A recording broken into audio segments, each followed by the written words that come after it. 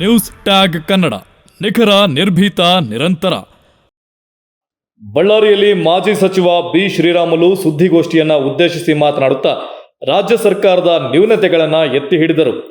ರಾಜ್ಯದಲ್ಲಿ ಸಿದ್ದರಾಮಯ್ಯ ಮುಖ್ಯಮಂತ್ರಿಗಳ ಅಥವಾ ಕಾಂಗ್ರೆಸ್ ರಾಜ್ಯ ಉಸ್ತುವಾರಿ ಸುರ್ಜೇವಾಲಾ ಮುಖ್ಯಮಂತ್ರಿನ ಎಂದು ಪ್ರಶ್ನಿಸುತ್ತಾ, ಒಂದು ಮುಖ್ಯಮಂತ್ರಿಗಳು ಯಾರು ಅನ್ನೋಂಥದ್ದು ಸ್ಪಷ್ಟನೆಯನ್ನು ಈ ನಾಡಿನ ಜನರ ಮುಂದೆ ಇವತ್ತು ಸರ್ಕಾರ ಇಡಬೇಕಾಗಿದೆ.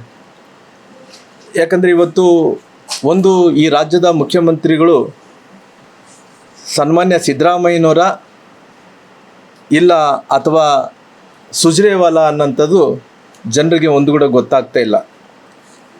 ಯಾಕಂದರೆ ಇವತ್ತು ಸನ್ಮಾನ್ಯ ಉಸ್ತುವಾರಿಗಳಂಥ ಸುರ್ಜೇವಾಲಾ ಅವರು ಮುಖ್ಯಮಂತ್ರಿಗಳು ಯಾವ ದಾಟಿಯಲ್ಲಿ ಇವತ್ತು ಕಾರ್ಯಕ್ರಮಗಳನ್ನು ಮಾಡಬೇಕಾಗಿತ್ತು, ಸುರ್ಜೇವಾಲಾ ಅವರು ಯಾವ ಧಾಟಿಯಲ್ಲಿ ಅವರು ಕಾರ್ಯಕ್ರಮಗಳನ್ನು ಮಾಡಬೇಕಾಗಿತ್ತು, ಮುಖ್ಯಮಂತ್ರಿಗಳು ಸಮ್ಮುಖದಲ್ಲಿ ನಾವು ಕೂಡ ಅನೇಕ ಉಸ್ತುವಾರಿಗಳನ್ನು ನಾವು 30 ವರ್ಷಗಳ ಕಾಲ ರಾಜಕಾರಣದಲ್ಲಿ ಇವತ್ತು ಯಾವುದೇ ಸರ್ಕಾರ ಇದ್ದಂಥ ಟೈಮಲ್ಲಿ ಡೆಲ್ಲಿಯಿಂದ ಉಸ್ತುವಾರಿಗಳು ಬರೋದು ಸಹಜ.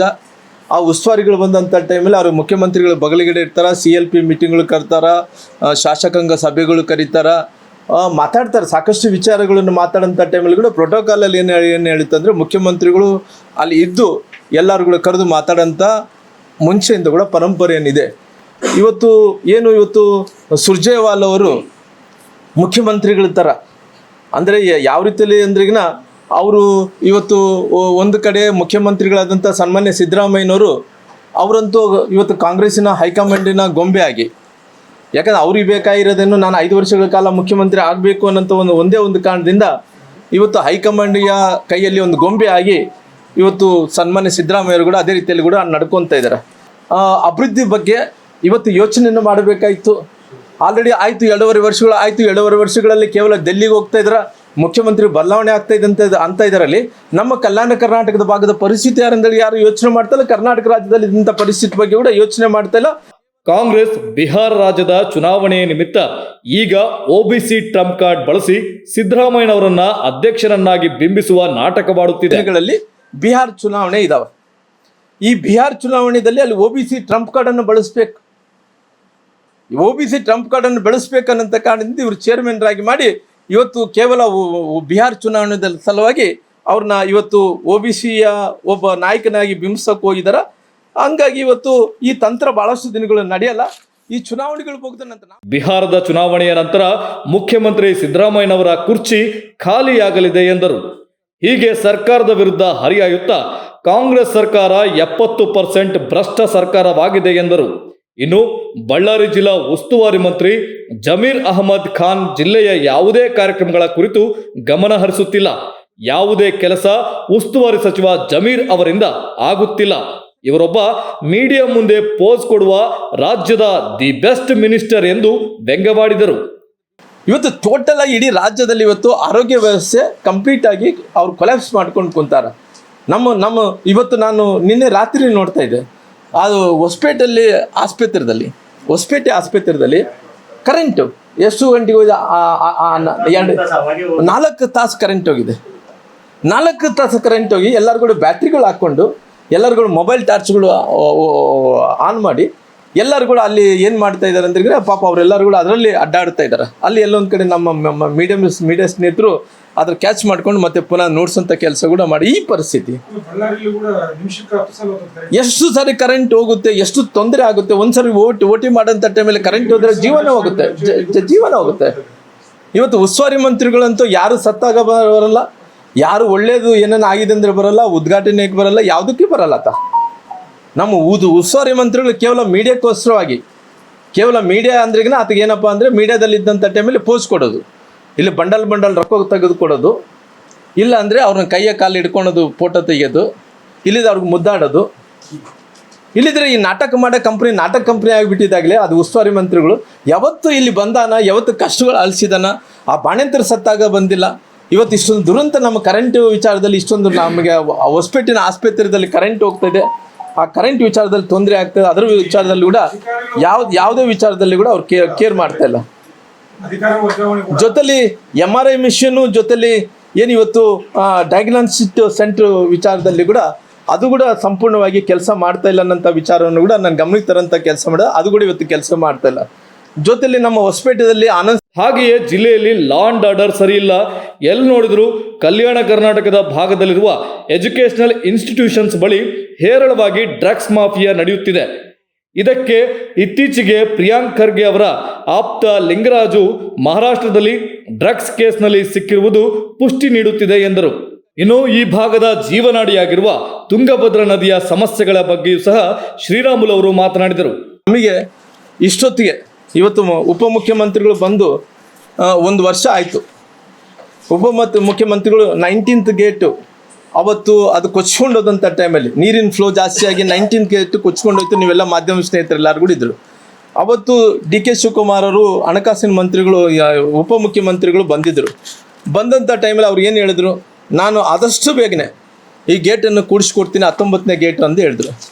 ಈ 19ನೇ ಗೇಟು ಕೂಡಿಸ್ಕೊಡ್ತೀನಿ ಅಂತ ಹೇಳಿದ್ರಾಗಲಿ ಇಲ್ಲಿ ತನಕ ಆಗಿದೆ, ಕೂಡಿಸಿಲ್ಲ.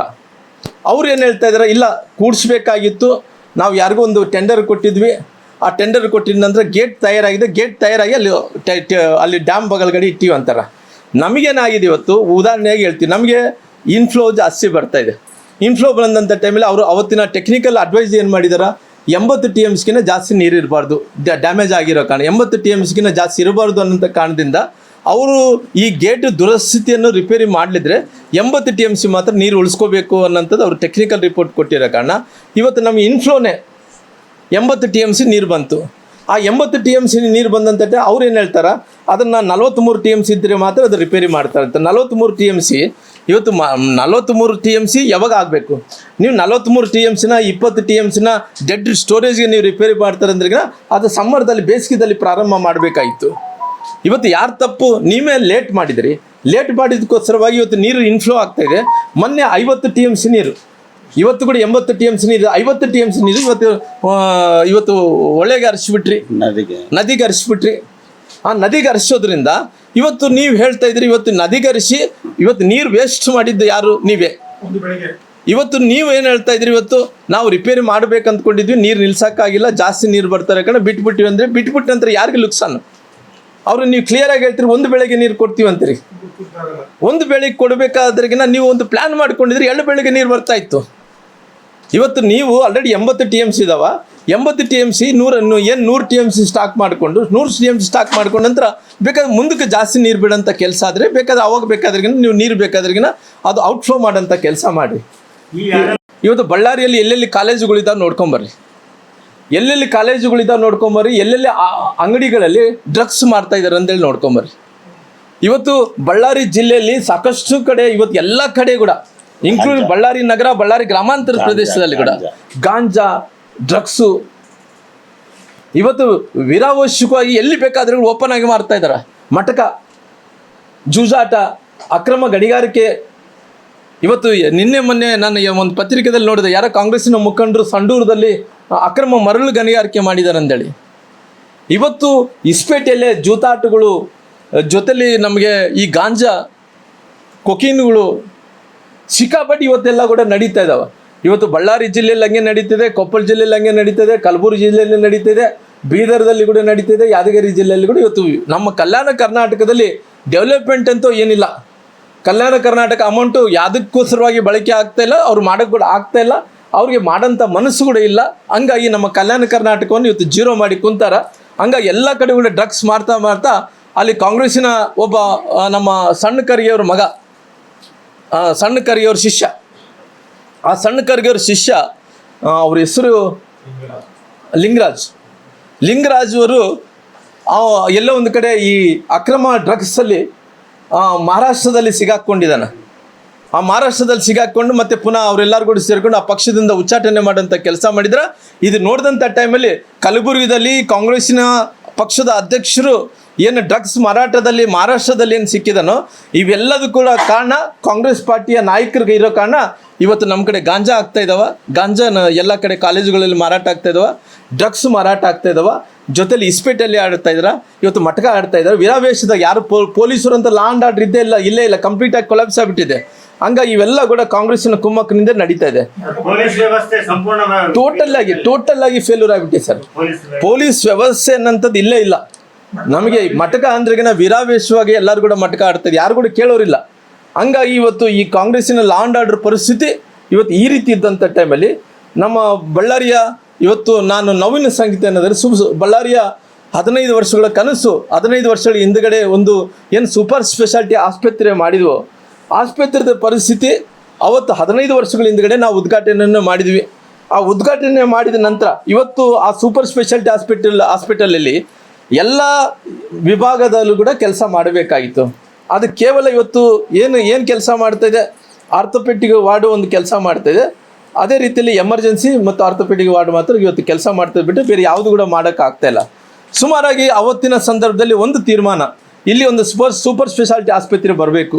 ಆ ಸೂಪರ್ ಸ್ಪೆಷಾಲಿಟಿ ಆಸ್ಪತ್ರೆಯಿಂದ ಇಲ್ಲಿ ಆಂಧ್ರ ಪ್ರದೇಶದವರು, ಕೊಪ್ಪಳದವರು, ರಾಯಚೂರದವರು ಎಲ್ಲರೂ ಕೂಡ ಬರ್ತಾಯಿದ್ದಾರೆ ಒಬ್ಬರಿಗೆ. ಆ ಸೂಪರ್ ಸ್ಪೆಷಾಲಿಟಿ ಆಸ್ಪತ್ರೆಯಿಂದ ಒಳ್ಳೆ ಆಗುತ್ತೆ ಅನ್ನೋದು ಕಾರಣ 120 ಕೋಟಿ ರೂಪಾಯಿ ಮಂಜೂರಾತಿಯನ್ನು ಮಾಡಿಕೊಟ್ಟ ನಂತರ ಸರ್ಕಾರ ಆವಾಗಿನ ಸಂದರ್ಭದಲ್ಲಿ ಕೇವಲ 80 ಕೋಟಿ ಮಾತ್ರ ಅದು ಖರ್ಚು ಮಾಡಿತು. ಆ ಖರ್ಚು ಮಾಡಿದ ನಂತರ ಇನ್ನು 40 ಕೋಟಿ ಇದು 40 ಕೋಟಿನ ಬಾಕಿ ಉಳಿಸ್ಕೊಂಡಿದೆ.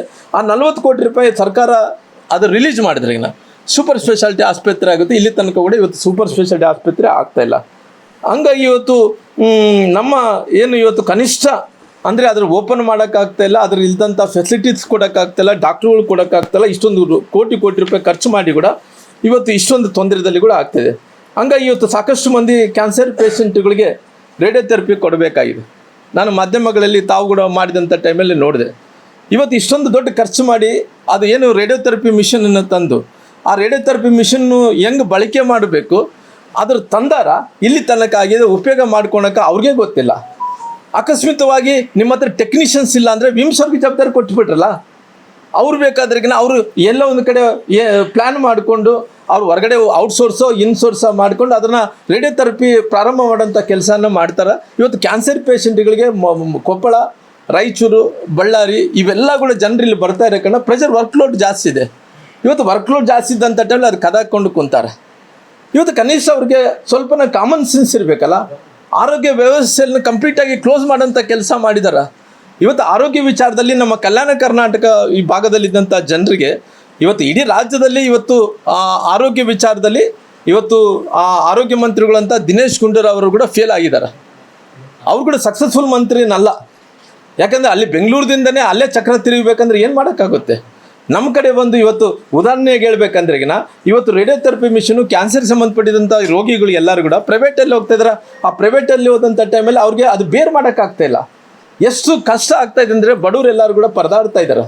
ಕೆಲವು ಮಂದಿ ಬೆಂಗಳೂರು ಹೋಗ್ತಾ ಇದ್ದಾರೆ, ನಮ್ಮ ಹತ್ರ ಪತ್ರ ಕೊಡೋದು ಬರ್ತಾರೆ. ಇವತ್ತು ಪ್ರೈವೇಟ್ ಇನ್ನಿತರ ಸುದ್ದಿಗಳಿಗಾಗಿ ಕೂಡಲೇ ಸಬ್ಸ್ಕ್ರೈಬ್ ಮಾಡಿ ನ್ಯೂಸ್ ಟ್ಯಾಗ್ ಕನ್ನಡ.